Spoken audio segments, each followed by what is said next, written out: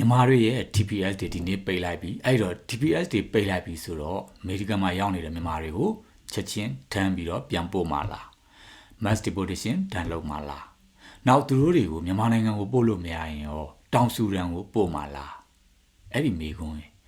US Department of Homeland Security DHR ကနေပြီးတော့မှဒါဒီနေ့မြန်မာနိုင်ငံရဲ့ Democratic Product Status ဆိုတဲ့ TPS system ကိုဖျက်သိမ်းလိုက်ပါပြီတက်တန်းတိုးလို့မရတော့ဘူးဆိုတာကိုတရားဝင်ကြေညာလိုက်ပါပြီနောက်အရေးကြီးတဲ့သတင်းတစ်ခုရှိပါသေးတယ်အဲ့အရေးကြီးတဲ့သတင်းတစ်ခုကတော့ဒီသမ္မတDonald Trump ရဲ့လက်ထက်မှာဒီ2020တခုနှစ်ပေါ့နော်မြန်မာနိုင်ငံမှာစစ်အာဏာသိမ်းမှုဖြစ်တဲ့ဒါဖေဖော်ဝါရီလထဲမှာဒီမှာတော့သူတို့ပြောထားတာကတော့ဇန်နဝါရီလကနေလည်းပြောဖေဖော်ဝါရီလနဲ့ဒီ2020တခုနှစ်အတွင်းမှာရောက်လာတဲ့ပြောင်းခိုတွေလို့ပြောတယ်ဒါ refugee တွေပေါ့နော်အဲ့ refugee တွေရဲ့ data အချက်အလက်တွေကိုလည်းပဲဒါသူတို့တွေလိမ်ညာထားလားမှန်လားမှားလားဆိုတာတွေကို refugee 2သိန်းခန့်ကိုလည်းပဲပြန်လည်စစ်ဆေးသွားမယ်လို့ဒါသတင်းမှာဖော်ပြထားပါတယ်အဲ့ဒီတော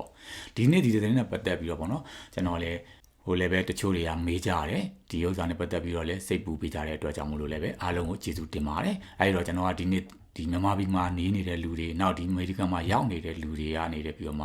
ှသူတို့တွေ refugee တွေနဲ့ပတ်သက်တာတွေ TPS နဲ့ပတ်သက်တာတွေဒီမှာနေနေတဲ့မြန်မာတွေဘယ်လိုတက်ရောက်မှုရှိတယ်လဲဆိုတာလေးကိုကျွန်တော်အချင်းချုပ်လေးပြောပြမယ်Temporary Product Status ပေါ့နော်ဒီ TPS ကသူကဘယ်လိုလဲဆိုလို့ရှိရင်သမ္မတဂျိုးဘိုင်ဒန်ကနေတယ်ပြီးမှမြန်မာနိုင်ငံမှာစစ်ဖြစ်တယ်အဲစစ်မဖြစ်ခင်ကနေပြီးမှဒီနိုင်ငံကိုအလဲတွေပဲဖြစ်ဖြစ်ဒီကျောင်းသားနဲ့ပဲဖြစ်ဖြစ်အကြောင်းမျိုးမျိုးနဲ့ပေါ့နော်ဒီအမေရိကန်မြေကိုရောက်လာတဲ့လူတွေအတွက် temporary ယာယီအနေနဲ့ဒီမှာခိုလုံခွင့်ပေးလိုက်တာဖြစ်ပါတယ်ဘာဖြစ်လို့လဲဆိုအဲ့ချိန်မှာသူတို့တွေကဒီရောက်နေရနေဟိုပြန်သွားခဲ့ရင်ဖန်ကန်မာတွေနိုင်ငံရေးကစစ်ဖြစ်နေတဲ့ကြောင့်မလို့မတည်ငြိမ်မှုတွေကြားထဲမှာဒါမြေစာပင်ဖြစ်မှာဆိုတဲ့အတွက်ကြောင့်မို့လို့တမတဂျိုးဘိုင်ဒန်ကနေတယ်ပြီးတော့မှ TPS လို့ခေါ်တဲ့ temporary ပေါ့နော်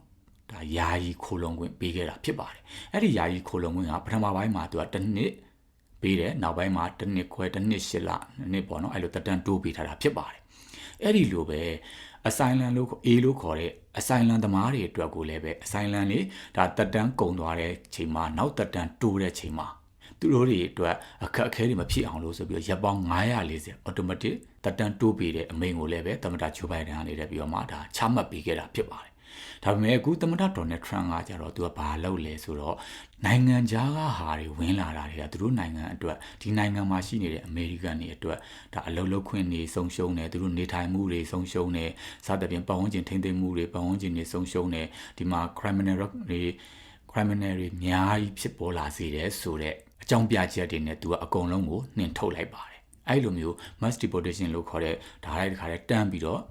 ့စစ်မေးမြန်းမရှိ no appeal ပေါ့နော်လုံးဝအယူခံဝင်မရှိဘဲနဲ့ပြန်ပို့တဲ့ဟာတွေတိန်းနေချီပြီးအများကြီးပါပဲတမတာကြီးကအခြေခံလောက်ပဲချပေးပြီးတော့တကယ်လုံနေတာကတော့သူ့ရဲ့ရုံးကနေပြီးတော့မှ Stephen Miller ဖြစ်ပါတယ်သူကနေပြီးတော့မှဒီဥစ္စာတွေကိုအဓိကအားဖြင့်သူကလက်ဆောင်ထက်နဲ့လုံနေတာဖြစ်ပါတယ်အဲ့ဒီအတွက်ကြောင့်မို့လို့လည်းပဲတမတာကြီးကတော့မှအန်အောပြီးတော့မှအော်ချာရလောက်တဲ့အထီအောင်ကိုလက်ဆောင်ထက်တဲ့သူလည်းဖြစ်ပါတယ်ဒါဗင်နီဇွဲလားတို့ကနေစားတယ်နိုင်ငံမိတဲ့နိုင်ငံကို TPS တွေကိုအကုန်လုံးကိုဖျက်သိမ်းတယ်နောက်ဒီနိုင်ငံကနေခုံဝင်လာတဲ့လူတွေအကုန်လုံးကိုလည်းဒါပြန်ပို့တယ်စသဖြင့်ပေါ့နော်အများကြီးလုပ်နေတဲ့ဟာကအခုလက်ရှိမြန်မာနိုင်ငံအလှည့်ကိုရောက်လာတာဖြစ်ပါတယ်မြန်မာနိုင်ငံမှာဒီနေ့ TPS ကိုဖျက်သိမ်းလိုက်တယ်အဲ့တော့ TPS ကိုယာယီခိုလုံဝင်လျှောက်ထားတဲ့လူတွေဘာလုပ်တင်လဲပေါ့ဘာလုပ်ရမလဲဆိုလို့ရှိရင်တော့သူတို့တွေမှာဒါ A လို့ခေါ်တဲ့ asylum ကိုလျှောက်ခွင့်ရှိပါတယ်အဆိုင်လန်ကိုလည်းရှောက်လို့ရတယ်ဒါမှမဟုတ်ရင်အခြား status တွေအများကြီးကိုလည်းပဲသူတို့တွေပြောင်းဝင်ရှိပါတယ်အဲ့အတွက်ကြောင့်မလို့လည်းပဲသူတို့ရက်ပေါင်း60ဒါတမတာကြီးကနေလည်းပြောရက်ပေါင်း60 notice ပေးထားတယ်အဲ့ဒီရက်ပေါင်း60အတွင်းမှာဒါကိုယ့်ရဲ့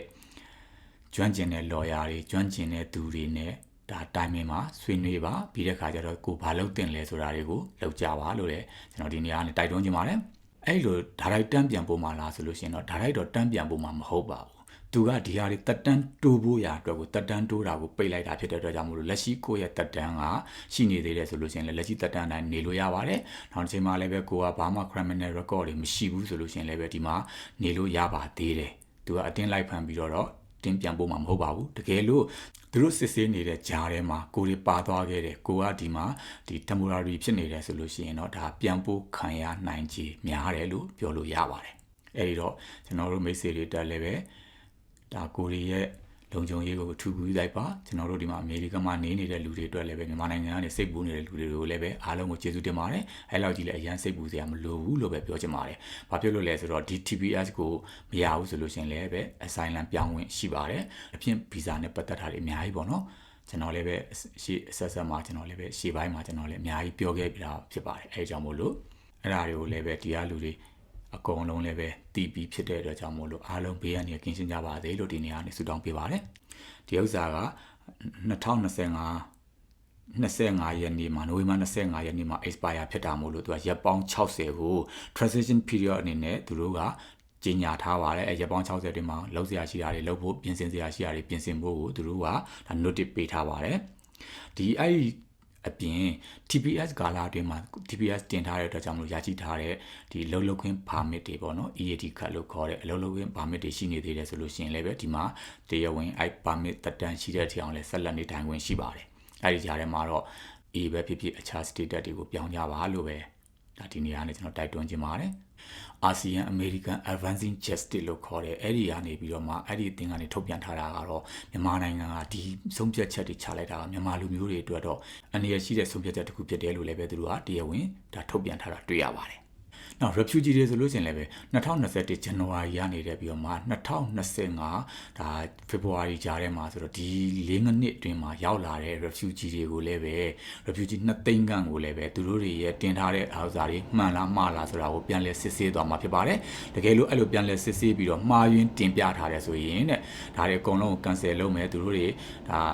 ပြန်ပို့မယ်ပေါ့အဲ့တော့ဆိုလို့ရှိရင်တော့မှ no appeal လို့ခေါ်တယ်သူတို့လုံးဝဒါကအယူခံခွင့်မရှိဘူးလို့လည်းပဲဖော်ပြထားတာကိုတွေ့ရပါတယ်ဒါတမတာကြီးကနေလည်းပဲမှသူ့တိုင်းပြည်မှာအမေရိကန်လူမျိုးစစ်တန်း100လောက်ပဲကြံအောင်သူလုပ်မယ်ဆိုတော့ project စီမံချက်တွေလို့လည်းပဲတချို့တွေကပြောဆိုနေကြတာတွေ့ရပါတယ်အချက်လက်မပြေသူတွေအချက်လက်မှားယွင်းတင်ထားတဲ့သူတွေကိုလည်းပဲ no right no appeal ဆိုပြီးတော့မှတခါတည်းဖော်ပြထားတာကိုတွေ့ရှိရပါတယ်အားလုံးကိုကျေးဇူးထူးတင်ပါတယ်